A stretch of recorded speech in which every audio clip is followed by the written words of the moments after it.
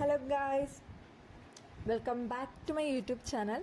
തമ്പനയിൽ കണ്ടപ്പോൾ മനസ്സിലായിട്ടുണ്ടാവും നമ്മൾ ഇന്ന് വന്നിരിക്കുന്നത് ഒരു കായ്പോളയുടെ റെസിപ്പി ആയിട്ടാണ്. ഇത് കാണുമ്പോൾ പെട്ടെന്ന് നല്ല കണ്ണൂർ സ്റ്റൈലോ കോഴിക്കോടൻ സ്റ്റൈലോ കായ്പോളയല്ല, നമ്മുടെ കയ്യിലുണ്ടായിരുന്ന ഇൻഗ്രീഡിയൻസ് വെച്ചിട്ട് പെട്ടെന്ന് ഉണ്ടാക്കിയ ഒരു കായ്പോളയാണ്. ആൻഡ് നമുക്കിനി ഇതെങ്ങനെ ഉണ്ടാക്കാൻ നോക്കാം. അതിനായിട്ട് ഒരു ജാറിലേക്ക് 2 കോഴിമുട്ട പൊട്ടിച്ച് വയ്ക്കുന്നുണ്ട്.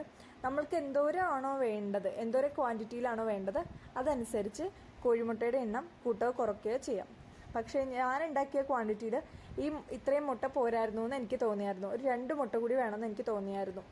ആൻഡ് ഇനി നമുക്ക് ഇതിൻ്റെ ഫ്ലേവർ, ഇതിൻ്റെ മണമൊന്നും, ഇതിൻ്റെ സ്മെല്ലും ടേസ്റ്റും അത്രയ്ക്ക് ഇഷ്ടമില്ലാത്തവർക്ക് നമുക്ക് കുറച്ച് ഡ്രോപ്സ് വാനില എസൻസ് ചേർത്ത് കൊടുക്കാം. വാനില എസൻസ് ഓപ്ഷണലാണ്, കയ്യിലുണ്ടെങ്കിൽ മാത്രം ചേർത്ത് കൊടുത്താൽ മതി. അല്ലെങ്കിലും കായ്പോളയ്ക്ക് ടേസ്റ്റ് ഒന്നും കുറയുന്നില്ല, ടേസ്റ്റൊക്കെ നല്ലപോലെ ഉണ്ടാവും. ഇനി നമുക്കിതിലേക്ക് ചേർത്ത് കൊടുക്കാനുള്ളത് പാലാണ്. പാല് നമ്മൾക്ക് എന്തോരം മുട്ടയാണ് എടുത്തത് അതിനനുസരിച്ച് ബാലൻസ്ഡ് ആയിട്ട് വേണം പാല് ചേർത്ത് കൊടുക്കാനായിട്ട്. പാലും പഞ്ചസാരയും നമ്മൾ ചേർത്ത് കൊടുക്കുന്നുണ്ട്.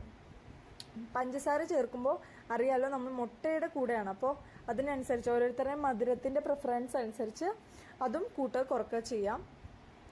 ആൻഡ് ഞാനിവിടെ ഒരു മീഡിയം സ്പൂൺ, ഒരു 3-4 സ്പൂൺ പഞ്ചസാര ഇടുന്നുണ്ട്. ഇനി നമുക്ക് ഫ്ലേവറിനായിട്ട് കുറച്ച് ഏലക്ക എടുത്ത് വെച്ചിട്ടുണ്ട്. ഏലക്കയുടെ തൊലി നമ്മൾ ചേർക്കുന്നില്ല, ആ തൊലി കളഞ്ഞിട്ട് കുരു മാത്രമായിട്ടാണ് നമ്മൾ ചേർത്ത് കൊടുക്കാം. ഏലക്ക പൊടിയുള്ളവർക്ക് പൊടിയായിരിക്കും ഏറ്റവും ബെസ്റ്റ്, പൊടി ചേർക്കുന്നതായിരിക്കും ഏറ്റവും നല്ലത്. ഇനി നമുക്ക് ഇതെല്ലാം കൂടി ഒന്ന് ഫൈനായിട്ട് നമുക്ക് മിക്സിയിലിട്ടൊന്ന് അടിച്ചെടുക്കണം. ചിലവർ മിക്സിയിലിട്ട് അടിച്ചെടുത്ത് കഴിയുമ്പോഴത്തേക്കും അരിച്ചിട്ടാണ് ഉപയോഗിക്കാറ്. ഞാനിവിടെ അരിക്കുന്നില്ല, കാര്യം ഏലക്കയുടെ കുരുവൊക്കെ അല്ലേ ഉള്ളത്, അപ്പോൾ വലിയ കുഴപ്പമില്ല. നമ്മളിതിവിടെ അരിക്കുന്നൊന്നുമില്ല, നമ്മൾ അരിക്കാതെ തന്നെയാണ് ഇത് നെക്സ്റ്റ് കുക്കിങ്ങിൽ ചേർക്കുന്നത്. അരിക്കുന്നവർക്ക്, അതായത് മുട്ടയുടെ ഭാഗമൊക്കെ ചിലത് അടിയാതെയൊക്കെ കിടക്കുന്നത് ഇഷ്ടമില്ലാത്തവരാണ് അടിക്കുന്നത്. നിങ്ങൾക്ക് അടിക്കുന്നെങ്കിൽ അടിക്കാം. വേറൊരു പാൻ എടുത്തിട്ട് നമുക്കൊരു 2 സ്പൂൺ നെയ്യ് ഇട്ട് കൊടുക്കാം. ഇതിലേക്കാണ് നമ്മൾ അണ്ടിപ്പരിപ്പും കിസ്മസും പിന്നെ നിങ്ങൾക്ക് വേറെ ഏതാണോ നട്ട്സ് ഉള്ളത് അത് ചേർത്തിട്ട് ഒന്ന് നെയ്യിലിട്ട് വഴറ്റിയിട്ട് മാറ്റി വയ്ക്കാം. ഞാനിവിടെ കുറച്ച് അണ്ടിപ്പരിപ്പ് ചേർക്കുന്നുണ്ട്. അണ്ടിപ്പരിപ്പ് ഒന്ന് ഒരു ബ്രൗൺ കളർ, ഒരു ഡാർക്ക് ബ്രൗൺ കളർ ആകുമ്പോഴത്തേക്കും ഞാൻ കുറച്ച് നമ്മുടെ കിസ്മിസ് ഉണക്കമുന്തിരിയും കൂടി ചേർക്കുന്നുണ്ട്. ഇത് രണ്ടും ആവശ്യത്തിന്, ഇത് കൂടുതൽ വേണമെന്നുള്ളവർക്ക് കുറച്ച് കൂടുതൽ എടുക്കാം കേട്ടോ, കൂടുതലുണ്ടെങ്കിൽ ടേസ്റ്റ് കൂടുതലാണ്. അപ്പോൾ കിസ്മസും അണ്ടിപ്പരിപ്പും കൂടി നമ്മളൊന്ന് റോസ്റ്റ് ചെയ്തിട്ട് എടുക്കുന്നുണ്ട്. ഇനി ഇതേ നെയ്യിൽ, ഈ നെയ്യൊന്നും നമ്മൾ വേസ്റ്റ് ആക്കുന്നില്ല. ഇതിപ്പോൾ അണ്ടിപ്പരിപ്പ് ലൈറ്റ് ബ്രൗൺ ഷെയ്ഡ് ആയിട്ടുണ്ട്. ഇനി നമുക്ക് കിസ്മിസും കൂടി ഇട്ട് കൊടുത്തിട്ട് 2 ബ്രൗൺ ഷെയ്ഡ് ആകുമ്പോഴത്തേക്കും നമുക്ക് ഈ ഒരു കളർ ആകുമ്പോഴത്തേക്കും നമുക്ക് എടുക്കാം. ഇനി നമുക്ക് ഇതേ നെയ്യിലേക്ക് തന്നെ, ഇപ്പം നെയ്യ് കുറച്ചുണ്ട്, വേണമെങ്കിൽ നിങ്ങൾക്ക് പിന്നെയും നെയ്യ് ചേർക്കാം കേട്ടോ.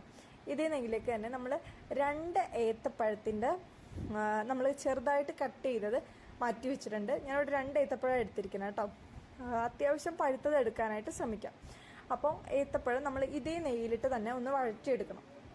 ഞാനിങ്ങനെ ഈ ഒരു സൈസിലാണ് അരിഞ്ഞിട്ടുള്ളത്. അത് നമുക്ക് ഈ നെയ്യിലേക്ക് ഇട്ട് കൊടുത്തിട്ട് നന്നായിട്ട് നെയ്യിലിട്ട് വഴറ്റിയെടുക്കുക. ഇന്ന് നമ്മൾ ഈ അണ്ടിപ്പരിപ്പും കിസ്മസും വറുത്തെടുത്ത് മാറ്റുമ്പോഴത്തേക്കും നെയ്യ് കുറവാന്ന് തോന്നുന്നവർക്ക് കുറച്ചും കൂടി നെയ്യ് ചേർത്ത് കൊടുക്കാം കേട്ടോ. ഇനി നമുക്ക് നന്നായിട്ട് നമ്മൾ ഇളക്കി കൊടുക്കാം. നിങ്ങൾക്കറിയാമല്ലോ, നെയ്യിൽ ഇട്ട് വഴറ്റുമ്പോൾ ഒരു പ്രത്യേക യെല്ലോ കളറാവും. ഫുൾ ആ യെല്ലോ കളർ ആകുമ്പോഴത്തേക്കും നമുക്ക് ഇറക്കാം.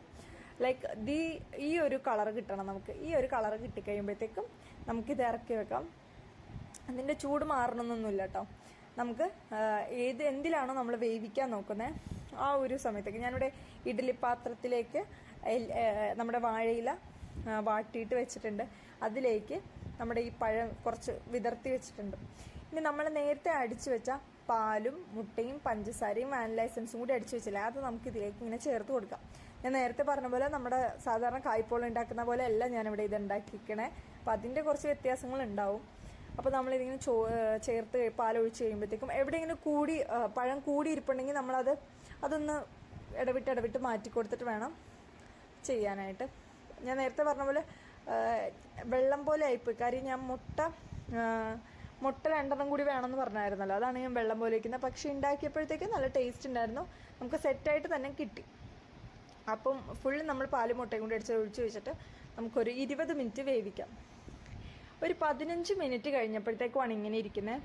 ഈ ഒരു പാകം ആകുമ്പോഴത്തേക്കും നമ്മൾ നേരത്തെ വറുത്ത് മാറ്റി വെച്ച അണ്ടിപ്പരിപ്പും കിസ്മിസും നമുക്ക് ഇതിലേക്ക് ചേർത്ത് കൊടുക്കാം. ഇതിലേക്ക് അത് ചേർത്ത് കൊടുക്കുമ്പോഴത്തേക്കും നമ്മളിങ്ങനെ കുറച്ച് താഴ്ത്തി വെച്ച് കൊടുക്കണം. അതായത് ഇട്ട് കഴിഞ്ഞിട്ട് അതൊന്ന് ഇങ്ങനെ കുഴിച്ചിങ്ങനെ ഇട്ട് കൊടുക്കാം. അപ്പോൾ നമ്മൾ നന്നായിട്ട് ഒന്നും കൂടി വെന്ത് വരുമ്പോഴത്തേക്കും ഇതിങ്ങനെ പൊങ്ങി നിൽക്കും. അതാണ് കാണാനും എല്ലാം ഭംഗി. അപ്പോൾ ഇത്രയേ ഉള്ളൂ. ഇത്രയും സിമ്പിളാണ് നമ്മളുടെ കായ്പോള ഉണ്ടാക്കാനായിട്ട്.